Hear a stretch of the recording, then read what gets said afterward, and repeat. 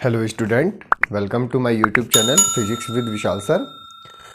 बेटा, हम जो अपने लास्ट लेक्चर में पढ़ चुके थे, तो हम उसमें लास्ट लेक्चर में हम इलेक्ट्रिक फील्ड के बारे में बता चुके थे और ये भी ड्राइव कर चुके थे कि electric field due two point charge की पॉइंट की वजह से इलेक्ट्रिक फील्ड कैसे निकाला जाता है, जिसमें उसकी वैल्यू निकल के आई थी E = 1/4πε0। वो चीज़ें हमने निकल के प्रूव करके कर चुके थे सारे।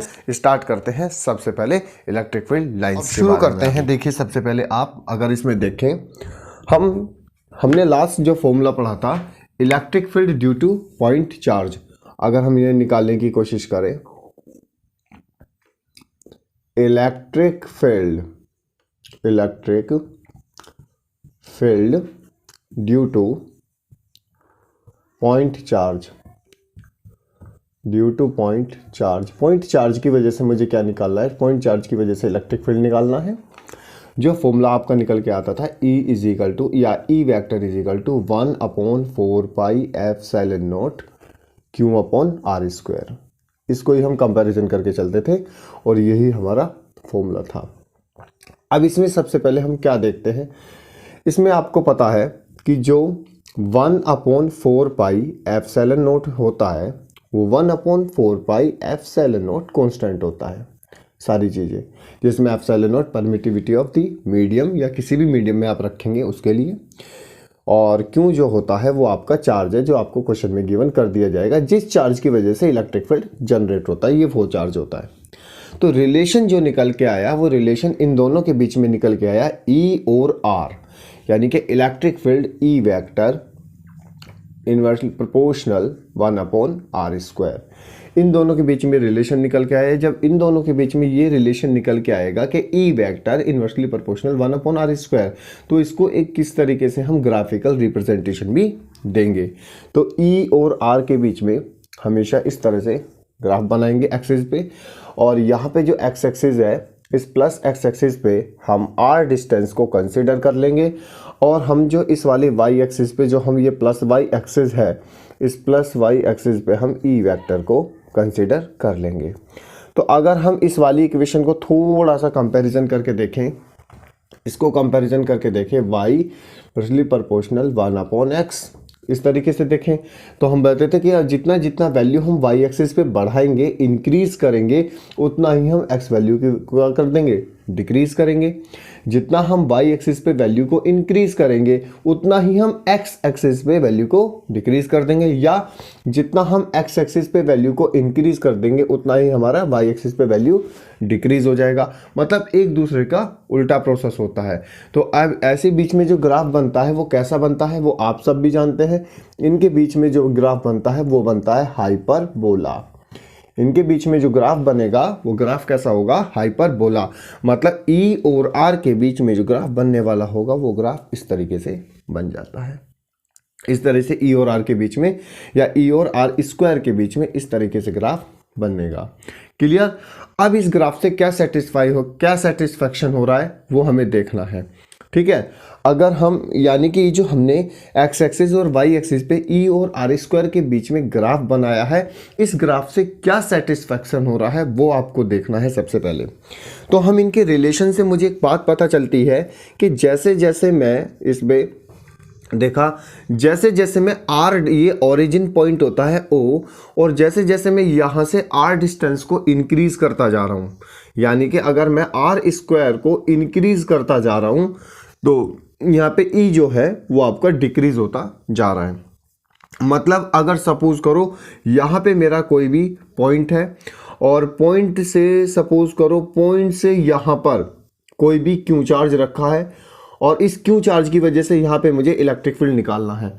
तो जितना ज़्यादा डिस्टेंस होगा, जितना ज़्यादा Q चार्ज की डिस्टेंस होगी, उतना ही मेरा इलेक्ट्रिक फील्ड जो है वो वीक आएगा, बहुत ज़्यादा कमज़ोर आएगा। कहने का मतलब ये है इलेक्ट्रिक फील्ड की वैल्यू उतनी ही कम आने वाली है।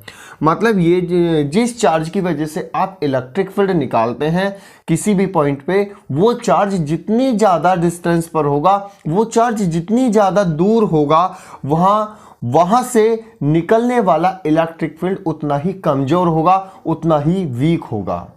यानी कि जितना ज़्यादा डिस्टेंस होगा उतना ही इलेक्ट्रिक फील्ड जो है वो कम होगा इस वाले पॉइंट पर, पी पॉइंट पे जा करके। ठीक है, ये रिलेशन इसके अंदर बताया गया है। अच्छा, इस ग्राफिकल से ऐसा रिप्रेजेंट होता है कि तुमने देखा यहाँ पर, अभी हम इसको कंपैरिजन करके देखें। नेक्स्ट ग्राफ तो हमने बना लिया। अब जैसे जैसे सपोज करो एक टाइम जब यहाँ पे इस वाले पॉइंट को कंसीडर करें, तो इस वाले पॉइंट को मैं यहाँ से मिलाने की कोशिश करूँ और इस वाले पॉइंट को मैं नीचे से मिलाने की कोशिश करूँ, तो इस वाली सिचुएशन में आपको क्या दिखाई देगा? इस वाली सिचुएशन में यहाँ पे जो इलेक्ट्रिक फील्ड है वो तो आपको मैक्सिमम दिखाई देगा, पर डिस्टेंस तो आपकी बहुत कम है। जो डिस्टेंस है वो मिनिमम है, डिस्टेंस आपकी मिनिमम है। फिर मैंने डिस्टेंस को चेंज किया, सपोज करो डिस्टेंस यहाँ पर आ चुकी है। जैसे ही मैं यहाँ इस पॉइंट पे डिस्टेंस लेके आया, मैंने इसको R2 मान लिया, ये मेरा R2 मिनिमम है, और इसको मैं यहाँ पे लेकर के आ गया। बिल्कुल सही बात है, यहाँ पे लेकर के आ गया। यहाँ पे E और चेंज हो गया, E अब मॉडरेट में आ जाएगा, ना मिनिमम ना मैक्सिमम। जब यहाँ पे पहुँचूंगा तो R मैक्सिमम होगा, डिस्टेंस तो बढ़ता जा रहा है ना। तो यहाँ पे अगर इसको कंसिडर करने की कोशिश करूँगा तो मैंने इस वाले पॉइंट पे देखा, यहाँ पे मेरा E मिनिमम आ जाएगा।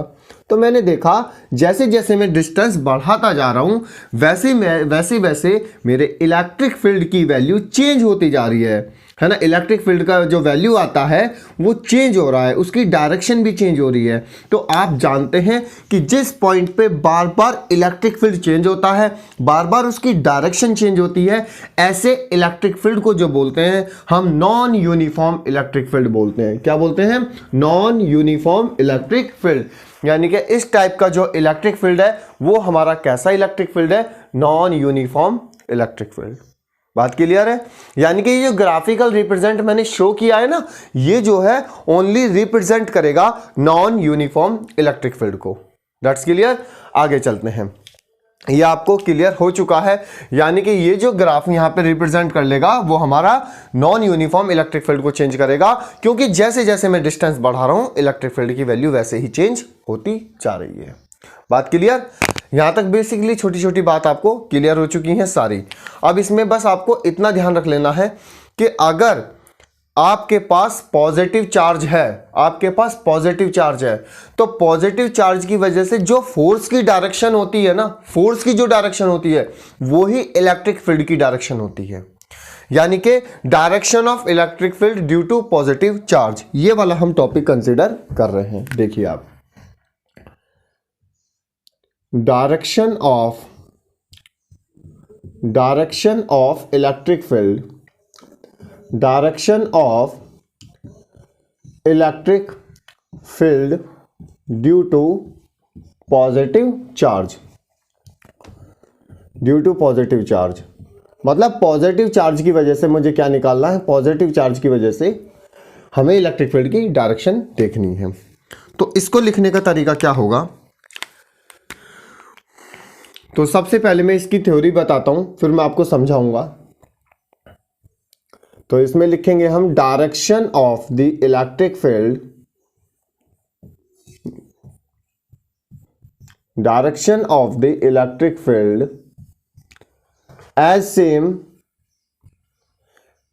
Same direction of the force, direction of the force, direction of the force act on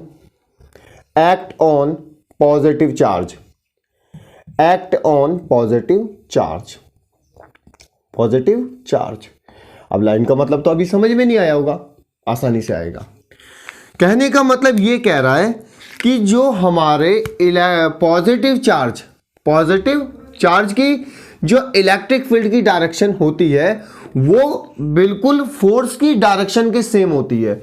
मतलब जिस डायरेक्शन में फोर्स लगेगा उसी डायरेक्शन में आपका इलेक्ट्रिक फील्ड होगा। कहने का मतलब ये है, सपोज करो मेरे पास ये बॉल है और ये बॉल मेरा टेस्ट पॉजिटिव चार्ज है, ये बॉल मेरा टेस्ट पॉजिटिव चार्ज है। अब ये पॉजिटिव चार्ज की वजह से, मेरे ध्यान से समझना, पॉजिटिव चार्ज की वजह से मैंने मान लिया जो फोर्स ऑफ अट्रैक्शन है या फोर्स ऑफ रिपल्सन है वो इधर की तरफ लग रहा है, एफ वेक्टर।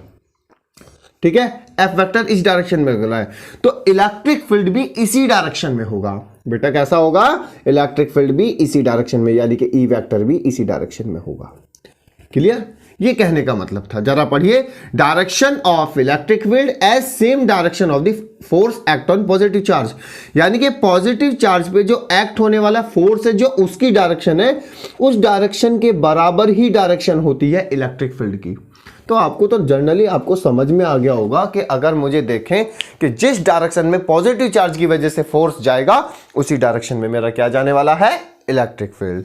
आप इस डायग्राम से समझिएगा, जैसे आपके पास ये कोई चार्ज है या ई से आप कोई चार्ज मान, इसको चार्ज मानिए और ये आपका कोई पॉइंट है। इस चार्ज की वजह से आपको क्या निकालना है, इस पॉइंट पे इलेक्ट्रिक फील्ड निकालना है। तो सपोज करो ये पॉजिटिव चार्ज है, तो पॉजिटिव चार्ज तो हमेशा फोर्स ऑफ, अगर पॉजिटिव चार्ज है तो फोर्स ऑफ रिपल्सन, तो इसने सपोज करो जो डायरेक्शन है वो इधर की तरफ बना ली, इधर की तरफ जा रही है। समझ रहे हो, जो ये चार्ज जब इस पॉइंट पे इलेक्ट्रिक फील्ड लगाएगा या फोर्स लगाएगा तो उसकी डायरेक्शन हमेशा इधर की तरफ जा रही है सपोज करो, तो इलेक्ट्रिक फील्ड की डायरेक्शन भी इधर ही होगी।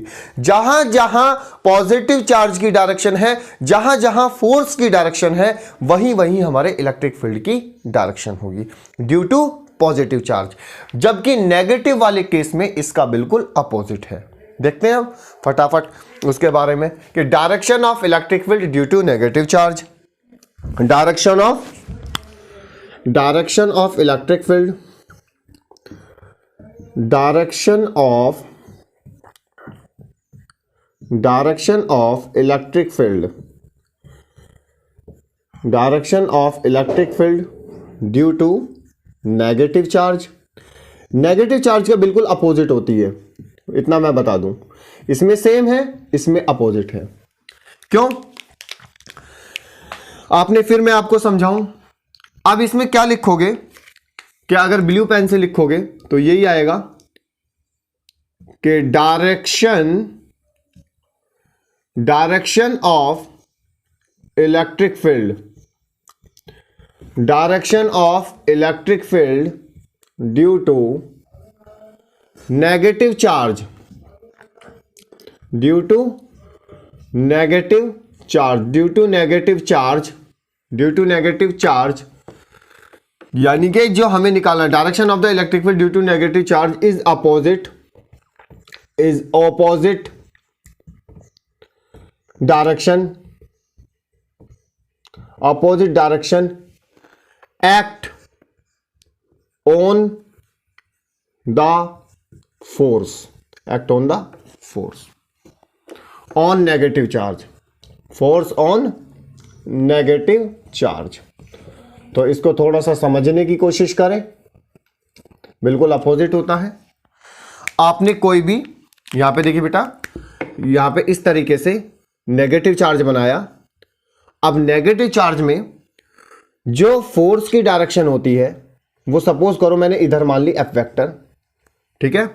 तो इलेक्ट्रिक फील्ड की डायरेक्शन इसके बिल्कुल अपोजिट होगी। इलेक्ट्रिक फील्ड की डायरेक्शन क्या होगी, अपोजिट। यानी कि नेगेटिव चार्ज में ई और एफ एक दूसरे से 180 डिग्री का एंगल बना लेंगे। मतलब नेगेटिव चार्ज की वजह से जो आपका फोर्स है वो इधर की तरफ चलेगा और ई जो है इधर की तरफ चलेगा, एक दूसरे के अपोजिट। यहां पे चार्ज रखा, कौन सा चार्ज, नेगेटिव चार्ज।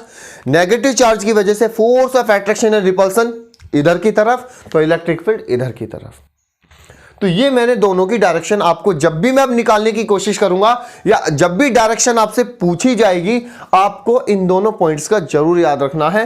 मैं बता रहा हूं कि direction of electric field due to negative charge is opposite direction act on the force, यानी कि जिस डायरेक्शन में फोर्स एक्ट हो रहा है बेटा उसके अपोजिट डायरेक्शन में आपका इलेक्ट्रिक फील्ड लाइन आने वाली है।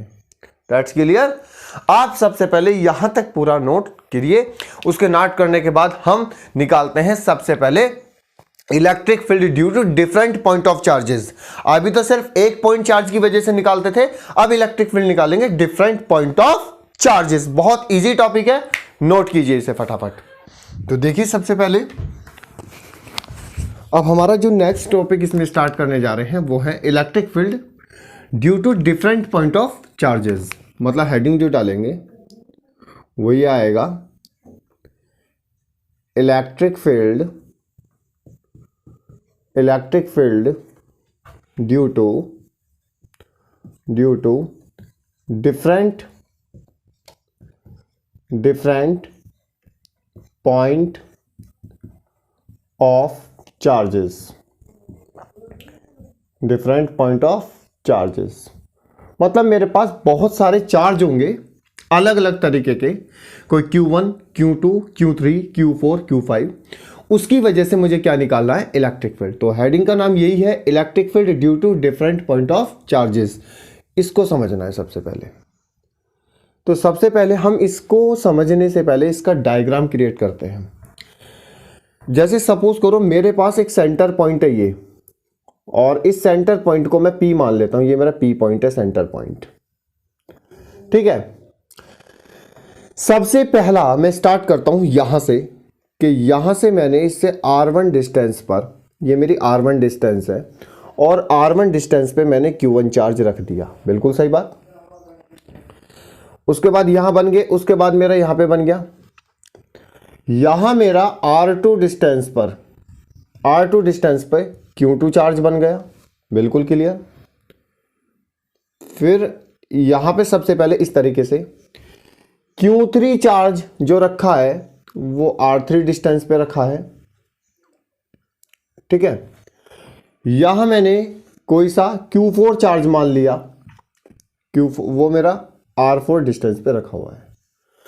सपोज करो क्या है इसके अंदर, मैंने इसमें N चार्ज मान लिए, अभी Q1, Q2, Q3, Q4, अगर मैं मान लूं एक चार्ज मेरा Q5 भी हो सकता है, Q5 भी हो सकता है, और वो Q5 मेरा R5 डिस्टेंस पर आ सकता है, डन के लिए।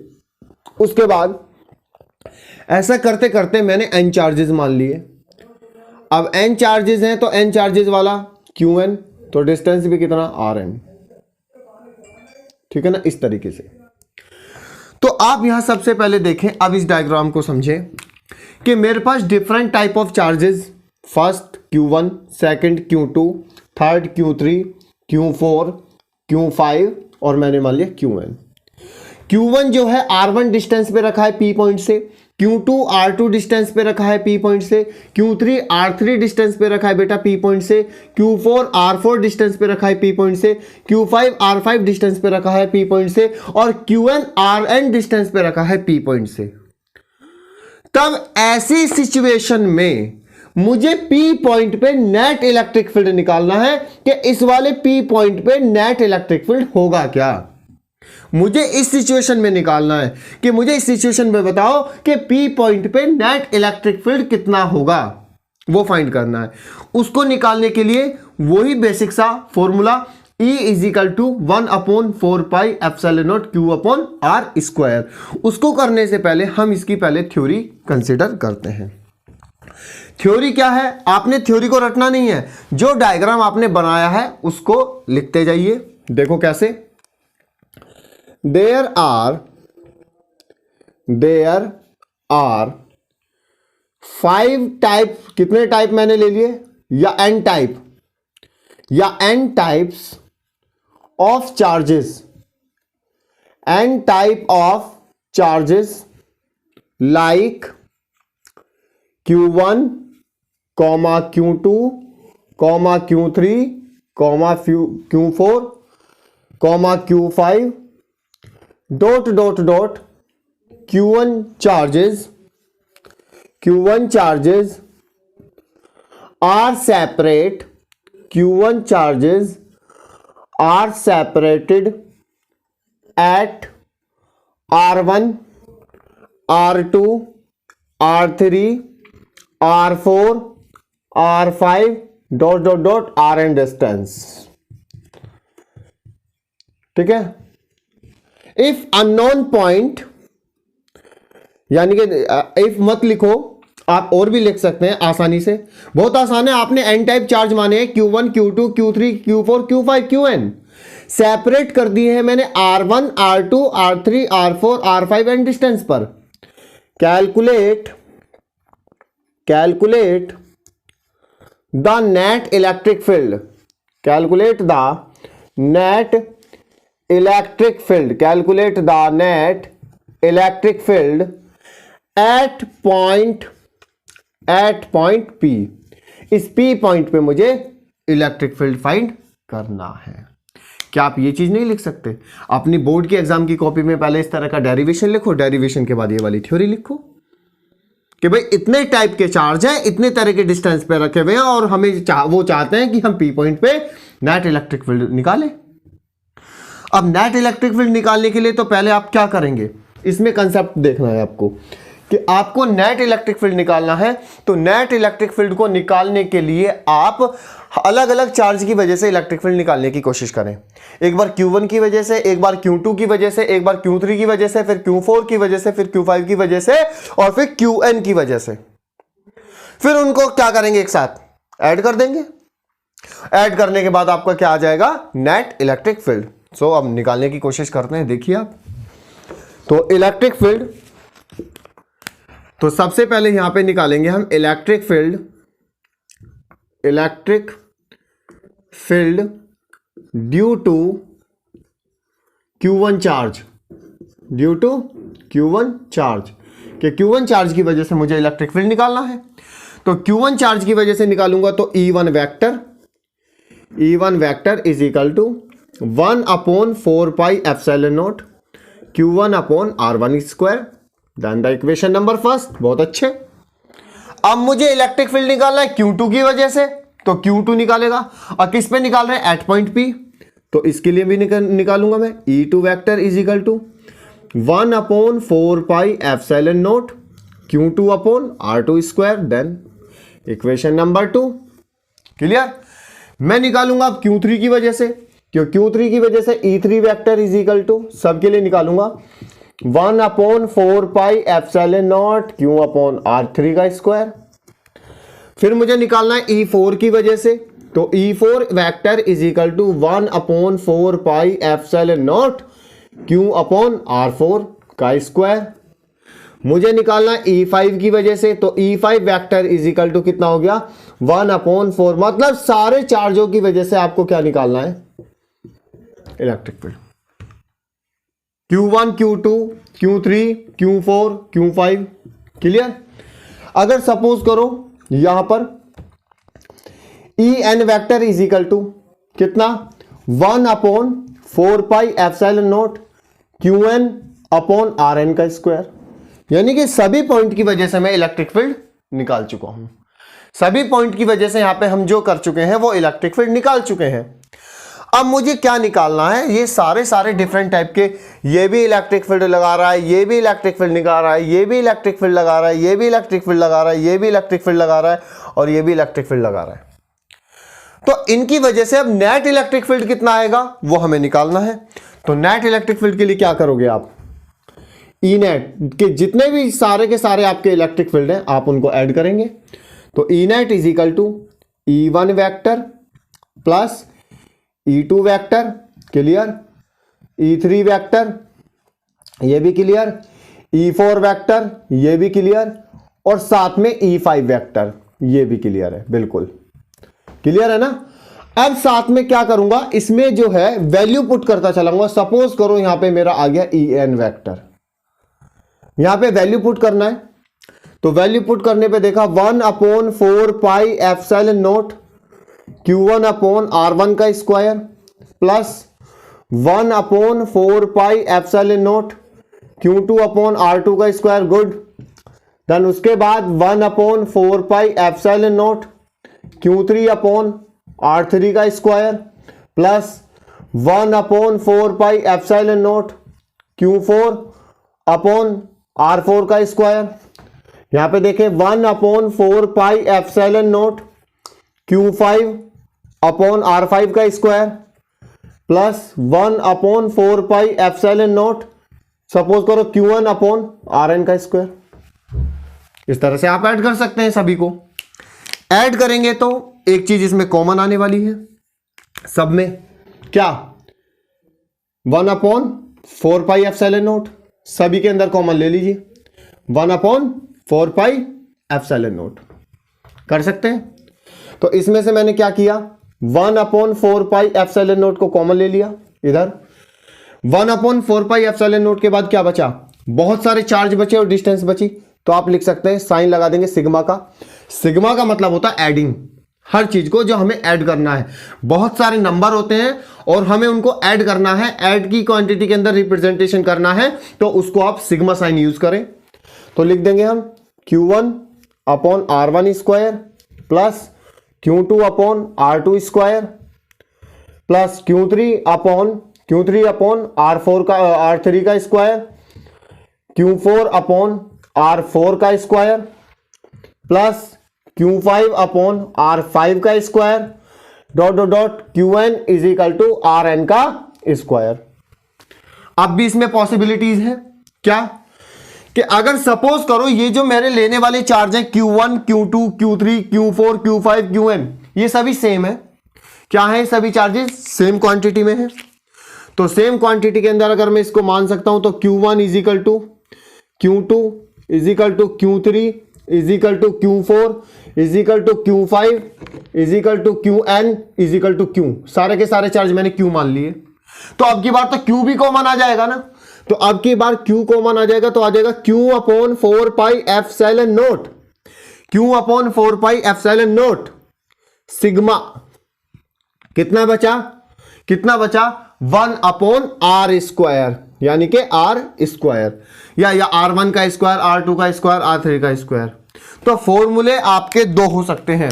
पहला फॉर्मूला हो सकता है 1 upon 4 pi epsilon note Q upon Rn का स्क्वायर, ये जितना भी, और एक आपका इस तरीके से भी हो सकता है। ये होता है electric field due to different type of charges. मतलब आपने चार्ज को सेम मान लिया और सभी के अंदर वैल्यूज को सेम रखा और सेम वैल्यू को आपने कॉमन ले लिया, तो जिससे आया Q upon 4 pi epsilon naught sigma 1 upon R square. ये होता है आपका electric field due to different point of charges. कुछ नहीं किया था, पॉइंट लिया था, डिफरेंट टाइप ऑफ चार्जेस लिए थे जो अलग अलग डिस्टेंस पे रखे थे और अलग अलग पॉइंट से इलेक्ट्रिक फील्ड निकाला, सबको ऐड कर दिया। जो चीज कॉमन आ रही थी वो मैंने कॉमन ले लिया। एक बार मैंने चार्ज को सभी के अंदर कॉमन मान लिया, सभी सेम चार्ज हैं, तो फॉर्मूला निकल के आया Q upon 4 pi epsilon naught sigma 1 upon Rn square, कि जितनी भी डिस्टेंस है आप उनको ऐड कर देंगे। ये था आपका electric field due to different type of charges. आप इसको नोट करें और उसके बाद हम क्वेश्चन से स्टार्ट करते हैं। तो आइए स्टूडेंट, अब हम न्यूमेरिकल सीरीज स्टार्ट करते हैं। इलेक्ट्रिक फील्ड में बहुत सारे डेरिवेशंस हमने 2-3 देखे और अच्छे से समझ में आएंगे। बहुत सिंपल थे, अभी इलेक्ट्रिक फील्ड की बात ही कर रहे थे। और उसके बाद हमने एप्लीकेशंस अभी देखी हैं, पॉइंट चार्ज की वजह से इलेक्ट्रिक फील्ड निकालना, कंपैरिजन सारी देखी, उनके बेस पर हम न्यूमेरिकल देखते हैं। और जैसे ही न्यूमेरिकल करेंगे तो आपको पता लग जाएगा कि इस इलेक्ट्रिक फील्ड जो हमने इंटेंसिटी निकाली है या two different type of charges निकाले हैं, उनका हमें यूज़ कहाँ करना है। बहुत सिंपल क्वेश्चंस होते हैं, सभी को हम देखते हैं। आइए चलिए फटाफट क्वेश्चन नंबर 1 से स्टार्ट करते हैं। इलेक्ट्रिक फील्ड के लिए क्वेश्चन, तो यहाँ लगाएंगे हम हेडिंग। सबसे पहले क्वेश्चन नंबर 1, तो मैं क्वेश्चन आपके पीडीएफ से पढ़ता हूं कि क्वेश्चन नंबर 1 क्या कहता है। क्वेश्चन नंबर 1, तो क्वेश्चन नंबर 1 की बात करते हैं कि क्वेश्चन नंबर 1 क्या कहता है। क्वेश्चन नंबर 1 में है कि सबसे पहले a single electron are situated 1 meter distance at any point in the air. तो calculate the electric field at this point. कहने का मतलब ये है। तो क्वेश्चन जो है, पहले मैं क्वेश्चन लिख रहा हूं। 1 electron is situated at 1 meter distance, situated at 1 meter, 1 electron, यानी कि 1 electron is situated at 1 meter distance from any point P, clear? From any point P. So calculate electric field intensity. Calculate electric field intensity in in air, ठीक है, और in water. और water के लिए आप जानते हैं, वाटर के लिए dielectric constant K is equal to 80 होता है। देखें अब करके, क्वेश्चन बहुत आसान है, हम क्वेश्चन को सॉल्व करते हैं। देखना यहां पे मैं आपको क्वेश्चन पढ़ता हूं कि वन इलेक्ट्रॉन, कोई भी एक electron, one electron is situated at 1 metre distance from any point, so calculate electric field intensity in air in water. मतलब आपको एयर में भी इलेक्ट्रिक फील्ड इंटेंसिटी निकालनी है और वाटर के अंदर भी इलेक्ट्रिक फील्ड इंटेंसिटी आपको बेटा फाइंड करनी है। तो जैसे पहले क्वेश्चन की लैंग्वेज दी है, हम उससे डायग्राम तैयार करते हैं। देखिए सबसे पहले कि मेरे पास एक इलेक्ट्रॉन है और इस इलेक्ट्रॉन को मैंने यहां मान लिया, ये रहा मेरा एक इलेक्ट्रॉन, और ये इलेक्ट्रॉन किसी भी पॉइंट चाहे P, Q, R, S, उससे 1 मीटर की डिस्टेंस पे सिचुएटेड है। तो इससे मैंने 1 मीटर की डिस्टेंस पे कोई पॉइंट P मान लिया। P पॉइंट से 1 मीटर की डिस्टेंस, तो समझ रहे हो ना, R is equal to 1 metre. 1 metre की डिस्टेंस पे कोई इलेक्ट्रॉन प्रेजेंट है। तो बताइए इस इलेक्ट्रॉन की वजह से एयर के अंदर इस पॉइंट पे इलेक्ट्रिक फील्ड इंटेंसिटी कितनी होगी और वाटर के अंदर इलेक्ट्रिक फील्ड इंटेंसिटी कितनी होगी। क्लियर? क्वेश्चन में ये पूछा गया है। दोबारा से रिपीट करता हूं कि आपके पास एक इलेक्ट्रॉन है जो कि किसी भी पॉइंट से 1 मीटर की डिस्टेंस पे रखा गया है। तो बताइए इस इलेक्ट्रॉन की वजह से P पॉइंट पर इलेक्ट्रिक फील्ड इंटेंसिटी एयर में कितनी होगी और वाटर में कितनी होगी। तो इसको कैलकुलेट करने के लिए हमें अलग अलग फॉर्मूला लगाना पड़ेगा। तो सबसे पहले मैं लगाऊंगा इन एयर, यानी कि इलेक्ट्रिक फील्ड इंटेंसिटी। यहां पे अगर देखूं इलेक्ट्रिक फील्ड इंटेंसिटी, तो इलेक्ट्रिक फील्ड इंटेंसिटी बनाऊंगा इन एयर, एयर के अंदर electric field intensity in air. तो एयर के अंदर इलेक्ट्रिक फील्ड निकालूंगा, E vector is equal to 1/4 pi epsilon naught Q upon R square, ये फॉर्मूला होता है। अब इलेक्ट्रिक फील्ड इसके लिए निकाल लूं E एयर, यानी कि इसको मैं मान लूं 1/4 पाई एप्सिलॉन नॉट की जगह वैल्यू आप रखोगे 9 × 10 की पावर 9। बिल्कुल क्लियर। Q की वैल्यू जो है Q जो है वो एक इलेक्ट्रॉन है। अब यानी कि यहां पे एक इलेक्ट्रॉन का चार्ज आएगा और एक सिंगल इलेक्ट्रॉन का चार्ज होता है 1.6 × 10 की पावर -19। डिस्टेंस है 1 मीटर, यानी कि 1 का स्क्वायर। क्लियर? तो यानी कि आप यहां निकालोगे कि E एयर, यानी कि इलेक्ट्रिक फील्ड इंटेंसिटी एयर 9 × 16 144, यानी कि इनका जो आ जाएगा वो आ जाएगा 14.4 × 10 की पावर 9 और 10 की पावर -19। दो कैलकुलेट 10 की पावर -10 मीटर, 10 की पावर -10 मीटर, यानी कि अब 1 का स्क्वायर तो 1 ही रहेगा, डिवाइड करेंगे कोई भी इफेक्ट नहीं पड़ेगा। तो E vector is equal to air कितना आ जाएगा 1.44, ठीक है, 1.44 करेंगे तो हम यहां पे कर लेंगे, कितना आ जाएगा। अगर इसको पॉइंट को इधर लेके जाएंगे तो बताइए कैसे करें, माइनस में या प्लस में, कितना करेंगे। अगर इसको इधर लेके जाते प्लस में, इधर जाएंगे तो माइनस में। इसका मतलब यहां पे हो जाएगा 10 की पावर -1 और 10 की पावर -10, तो कितना हो जाएगा 10 की पावर -11 इतनी, यानी कि 10 की पावर -11 न्यूटन पर कूलम। ये इलेक्ट्रिक फील्ड इंटेंसिटी का फॉर्मूला होता है कि एयर के अंदर इलेक्ट्रिक फील्ड इंटेंसिटी इतनी निकल करके आ जाएगी कि E air is equal to 1.44 × 10 की power -11 newton per coulomb. But मुझे निकालनी है वाटर के अंदर।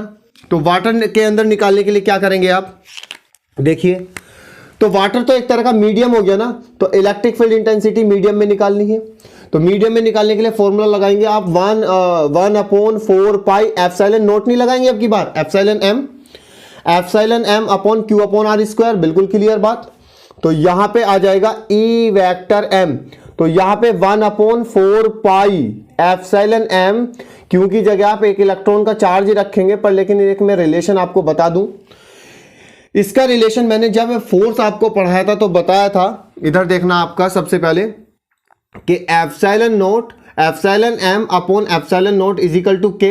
बिल्कुल, कि मीडियम की परमिटिविटी अपॉन एयर की permittivity is equal to dielectric constant.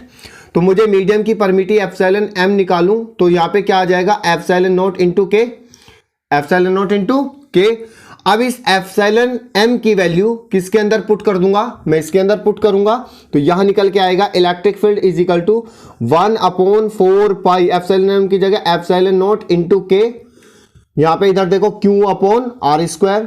तो अब थोड़ा सा ध्यान दो, क्या ये जो फॉर्मूला जहां पे मैं सर्किल कर रहा हूं 1/4 पाई एप्सिलॉन नॉट Q/r², है ना, तो यानी कि वन देखो इस वाले फॉर्मूले से कंपैरिजन करो, 1/4 पाई एप्सिलॉन नॉट Q/r², दोनों सेम है। तो ये फॉर्मूला तो एयर के लिए है, इसका मतलब ये जो रिलेशन है ये भी एयर के लिए है।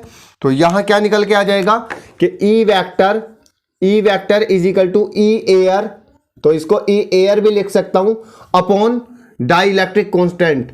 मतलब मुझे एक रिलेशन पता चल गया कि जब भी मुझे किसका मीडियम के लिए हमें इलेक्ट्रिक फील्ड इंटेंसिटी निकालनी है, तो मीडियम के लिए इलेक्ट्रिक फील्ड इंटेंसिटी के लिए आप जो उसका डाई इलेक्ट्रिक कॉन्स्टेंट है उससे डिवाइड कर दीजिए एयर वाली इंटेंसिटी को। क्लियर?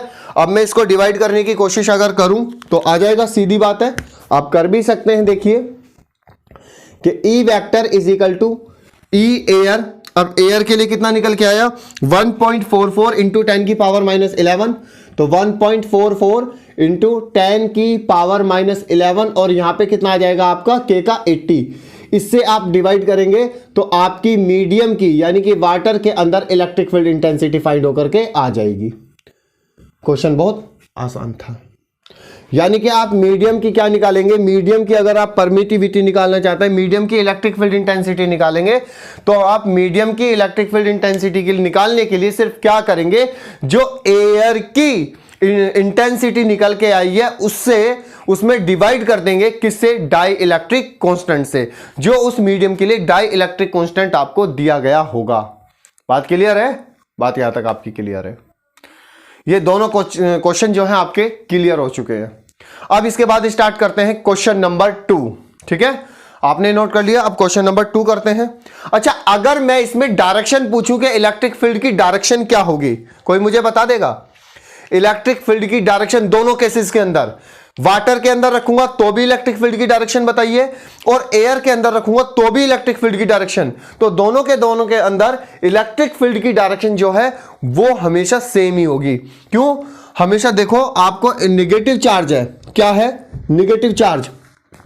अब इलेक्ट्रॉन है तो इलेक्ट्रॉन पे कैसा चार्ज होता है, नेगेटिव चार्ज होता है।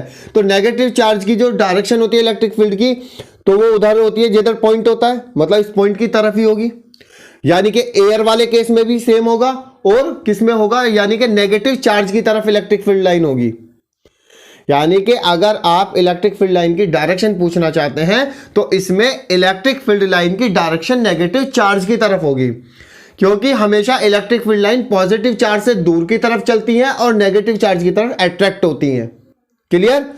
अब वाटर के केस में भी बिल्कुल ऐसा ही होगा कि डायरेक्शन जो होगी नेगेटिव चार्ज की तरफ होगी, और एयर के केस में भी यही केस होगा कि उसकी जो डायरेक्शन है वो हमेशा नेगेटिव चार्ज की तरफ होगी। That clear? अब हम इसका नेक्स्ट क्वेश्चन करते हैं। तो देखिए, सबसे पहले हम नेक्स्ट क्वेश्चन को पढ़ते हैं कि नेक्स्ट क्वेश्चन क्या कहता है। नेक्स्ट क्वेश्चन है, उसने बोला एक डायग्राम आपको दिया जाएगा, सबसे पहले एक डायग्राम आपको बताया जाएगा और डायग्राम के अंदर वो क्वेश्चन सॉल्व किया जाएगा। तो सबसे पहले हम निकालते हैं बेसिक क्वेश्चन। उसने बोला कि आपके पास एक अल्फा पार्टिकल्स है, अल्फा पार्टिकल। अब अल्फा पार्टिकल पे जो चार्ज होता है वो 2e के इक्वल होता है, मतलब एक सिंगल इलेक्ट्रॉन का डबल होता है। अगर सिंगल इलेक्ट्रॉन पे e चार्ज है तो अल्फा पार्टिकल पे 2e चार्ज है। ठीक है, और उसका जो मास है अल्फा पार्टिकल का वो है 6.64 इंटू 10 की पावर -27 किलोग्राम। तो बताइए उस वाले चार्ज पे, उस पार्टिकल पे इलेक्ट्रिक फील्ड इंटेंसिटी का मैग्नीट्यूड क्या है और उसकी डायरेक्शन क्या है। क्लियर? वो निकालना है। तो करें इस क्वेश्चन को सॉल्व। तो क्वेश्चन नंबर 2, इधर देखिए, क्वेश्चन नंबर 2। क्वेश्चन नंबर 2 बहुत आसान है, बेसिक क्वेश्चन चल रहे हैं और थोड़े से क्वेश्चनों का लेवल अप बढ़ाएंगे। उसने बोला the single alpha particle, the single alpha particle are situated, single alpha particle, writing बिल्कुल क्लियर, ध्यान से समझना। The single alpha particle are situated in uniform magnetic field, in uniform magnetic field, यानी कि ये हमारे किस में है, uniform magnet. The single alpha particle are situated in uniform magnetic field, बिल्कुल clear. The charge of alpha particle is 2e, electron का double होता है, एंड मास 6.64 इंटू 10 की power -27 kilogram. What will be the magnitude? What will be the question? What will be the magnitude? What will be the magnitude of electric field intensity? What will be the magnitude of electric field intensity? कि electric field intensity का magnitude क्या होगा? Which alpha particle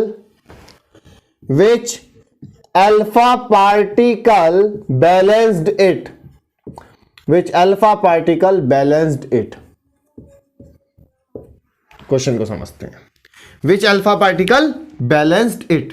तो question को समझिए कि आपके पास देखिए सभी स्टूडेंट बेटा बहुत आसानी से, the single alpha particle are situated in uniform magnetic field, कि एक अल्फा पार्टिकल को एक यूनिफॉर्म मैग्नेटिक फील्ड और इलेक्ट्रिक फील्ड में रखा गया है।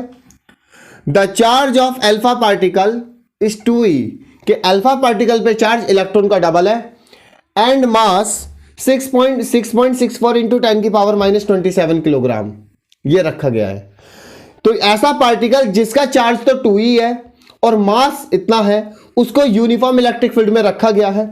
तो बताइए what will be the magnitude of electric field intensity which alpha particle balanced it, कि बताइए जिस इलेक्ट्रिक फील्ड में रखा गया है उस इलेक्ट्रिक फील्ड का मैग्नीट्यूड क्या होगा, उस इलेक्ट्रिक फील्ड का मैग्नीट्यूड क्या होगा जहां पे वो बैलेंस है। तो हम इसको थोड़ा सा कंसेप्ट वाइज समझेंगे। तो आप सबसे पहले इसमें क्या करेंगे, डायग्राम में यूनिफॉर्म इलेक्ट्रिक फील्ड बनाएंगे सॉल्यूशन के टाइम पे। देखिए सॉल्यूशन स्टार्ट करते हैं, सॉल्यूशन स्टार्ट करेंगे। तो सॉल्यूशन में देखिए आपने बनाया यूनिफॉर्म इलेक्ट्रिक फील्ड, ठीक है, मैंने इसको बना लिया, ये मेरा कैसा फील्ड है, यूनिफॉर्म इलेक्ट्रिक फील्ड। अब इस यूनिफॉर्म इलेक्ट्रिक फील्ड के अंदर मैंने एक पार्टिकल रख दिया, ये है अल्फा पार्टिकल।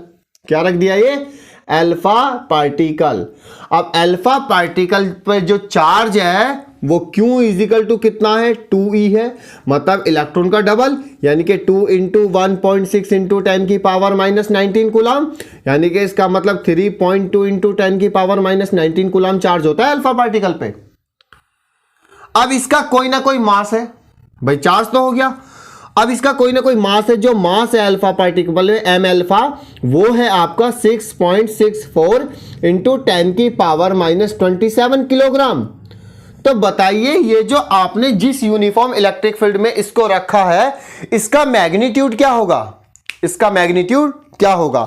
तो कंसेप्ट समझे, जब ये अल्फा पार्टिकल है और ये अल्फा पार्टिकल अपने ऊपर चार्ज रख रहा है, उसके पास चार्ज है, तो ये इस चार्ज की वजह से इलेक्ट्रिक फील्ड जनरेट करेगा, और इलेक्ट्रिक फील्ड जनरेट करेगा तो फोर्स फील करेगा, वो फोर्स लगेगा ऊपर की तरफ, वो फोर्स लगेगा ऊपर की तरफ, और वो फोर्स लगता है ड्यू टू इलेक्ट्रिक फील्ड, उसे मैं मान लेता हूं Fe।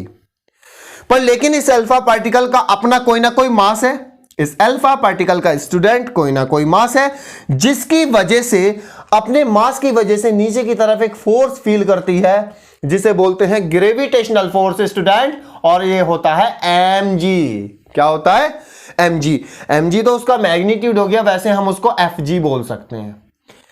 तो ये जो अल्फा पार्टिकल बैलेंस इट वाली कंडीशन आई है ना, ये हमारा इस इलेक्ट्रोस्टैटिक फोर्स और ग्रेविटेशनल फोर्स को बैलेंस करेगा। तो यहां पे मुझे बताना है कि इस यूनिफॉर्म इलेक्ट्रिक फील्ड की वैल्यू क्या होने वाली है। आप इसको सबसे पहले नोट कीजिए, फिर हम उधर में इसको एक्सप्लेन करता हूं। तो उसको देखो बेटा, जब बैलेंस की कंडीशन आएगी उसके अंदर, यानी कि जब मैंने इसे यूनिफॉर्म इलेक्ट्रिक फील्ड में बैलेंस किया, तो बैलेंस करने पे मैंने देखा कि ये जो अल्फा पार्टिकल है, इस अल्फा पार्टिकल पे इलेक्ट्रिक फील्ड की वजह से जो फोर्स लग रहा है उसको मैं एफ ही मान लूंगा, और मास की वजह से जो ग्रेविटेशनल लग रहा है मैं उसे एफ जी मान लूंगा। जब ये दोनों फोर्स का मैग्नीट्यूड इक्वल होगा ना, तब ये बैलेंस कंडीशन में आएगा, क्योंकि दोनों फोर्स जो लग रहे हैं वो दोनों फोर्स 180 डिग्री के एंगल पे लगे हुए हैं, दोनों फोर्स 180 डिग्री के एंगल पे लगे हुए हैं। तो इसका जो मैग्नीट्यूड आएगा वो मैं मान लूँ F net is equal to F E minus F G. और आपको पता है इन बैलेंस कंडीशन बेटा, इन बैलेंस कंडीशन, तो बैलेंस कंडीशन के अंदर जो फोर्स आता है वो नेट फोर्स 0 आ जाता है। कोई भी चीज आपको, अगर मैं एक मार्कर है, इस मार्कर को उधर से पुश कर रहा हूं और इधर से कर रहा हूं, उधर से भी खींचा जाए, इधर से भी खींचा जाए, खींचने पे देखूं मैं, अगर मैं इधर भी 5 न्यूटन का फोर्स लगाऊं, उधर भी 5 न्यूटन का फोर्स लगाऊं, क्या इस मार्कर को हम डिस्प्लेस कर लेंगे? इस मार्कर को डिस्प्लेस नहीं कर पाएंगे, क्योंकि ये बैलेंस कंडीशन में आ जाएगा। तो बैलेंस कंडीशन पे जो एफ नेट होता है बेटा वो 0 होता है, यानी कि in balance condition F net is equal to 0। मतलब देन मैं इस इक्वेशन को 0 कर सकता हूं, 0 करने पे आ जाएगा मेरा F E is equal to F G, F E is equal to F G. अब एफ क्या है? इलेक्ट्रोस्टैटिक फोर्स, किसकी वजह से? ड्यू टू इलेक्ट्रिक फील्ड, जो आपने पढ़ा है E is equal to F upon Q. उससे एफ निकालूंगा तो F is equal to Q E, तो एफ इज इक्वल टू आ जाएगा क्यू इंटू कैपिटल ई। अब ग्रेविटेशनल फोर्स हो जाएगा mg, ग्रेविटेशनल फोर्स mg। तो मुझे पूछा क्या है? Magnitude of electric field intensity, यानी कि E, तो E इज इक्वल टू जो आ जाएगा वो आ जाएगा mg upon Q, mg upon Q. ये वाला फोर्स आपको, यानी कि ये वाला फॉर्मूला अप्लाई करना है, तब जाके उसका इलेक्ट्रिक फील्ड का मैग्नीट्यूड निकालना है। तो निकाल के मैं वैल्यू पुट कर देता हूं। तो E vector is equal to, जरा m कितना है मास, यानी कि 6.64 इंटू 10 की पावर माइनस 27 किलोग्राम, इंटू अगर g क्या है? ग्रेविटेशनल एक्सेलरेशन, जो भी आप जानते हैं 9.8, चाहे आप 10 भी ले सकते हैं, अपॉन q क्या है? q जो है अल्फा पार्टिकल पे चार्ज। अब वो अल्फा पार्टिकल पे चार्ज कितना है? वो 2e के बराबर है। इसका मतलब मैं इसको लिख सकता हूं 2e, यानी कि 1.6 इंटू 10 की पावर माइनस 19 कूलम। तो सिंप्लीफाई करना है, तो सिंप्लीफाई करने के लिए हम इसको 4.9 बना लेंगे, यानी कि E vector is equal to आ जाएगा 6.64 इंटू 4.9 इंटू 10 की पावर माइनस 27, 10 की पावर माइनस 27। अब 10 की पावर माइनस 27 अपॉन यहां पे जो आ जाएगा वो आ जाएगा 1.6 इंटू 10 की पावर माइनस 19। अब इसको पूरा कैलकुलेट करेंगे, इस पावर को प्लस में लेके जाऊंगा, तो E vector is equal to यहां पे आ जाएगा 6.64 इंटू 4.9 इंटू 10 की पावर माइनस 27 इंटू 10 की पावर 19 है, तो प्लस में चला जाएगा। तो इसकी वजह से यहाँ वैल्यू जो निकल के आ जाएगी वो आ जाएगी 6.64 इंटू 4.9 अपॉन आपको 1.6 से सिर्फ डिवाइड देना है, तो 10 की पावर माइनस 27 और 10 की पावर 19, तो कितना बचेगा? 10 की पावर 8, वो भी माइनस में। इतना इलेक्ट्रिक फील्ड इंटेंसिटी की वैल्यू आपको कैलकुलेट करके लेके आनी है। बस आपको पावर भी मैंने सॉल्व कर दिया, आपको सॉल्व करना है। बस आपको 6.64 इंटू 4.9 की मल्टीप्लाई करनी है, उसको 1.6 से डिवाइड कर देना है, यानी कि बैलेंस कंडीशन में उस वाले पॉइंट पे इतना इलेक्ट्रिक फील्ड आएगा। यानी कि इन बैलेंस कंडीशन पे जो अल्फा पार्टिकल आपने यूनिफॉर्म इलेक्ट्रिक फील्ड में रखा था, तो यूनिफॉर्म इलेक्ट्रिक फील्ड में रखने पर इतनी कंडीशन उसमें आ जाएगी। क्लियर है ना? करिए इसे नोट। और आज जो है इलेक्ट्रिक फील्ड की बातें हुई, क्वेश्चन हुई, कुछ और क्वेश्चन मैं नेक्स्ट क्लास में कराऊंगा। और नेक्स्ट क्लास में हम बेटा टॉपिक स्टार्ट कर देंगे electric field lines, electric field line और उनका मैग्नीट्यूड समझाने के बाद हम इलेक्ट्रिक फील्ड को बंद करेंगे, स्टार्ट करेंगे इलेक्ट्रिक फ्लक्स। क्योंकि जो इलेक्ट्रिक फील्ड इंटेंसिटी है, जो इलेक्ट्रिक फील्ड है, उसकी एप्लीकेशंस गॉसेस लॉ के बाद समझाई जाती हैं।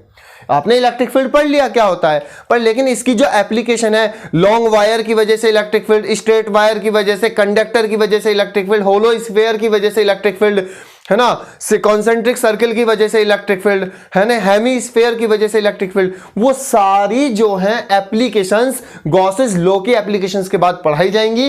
इसलिए आपका इलेक्ट्रिक फील्ड लाइन टॉपिक के बाद इलेक्ट्रिक फील्ड खत्म हो जाएगा, हम नेक्स्ट टॉपिक स्टार्ट करेंगे इलेक्ट्रिक फ्लक्स। आज की क्लास के लिए वेरी वेरी थैंक यू, आप मन लगा के इसको पढ़िएगा। थैंक यू आज की क्लास के लिए।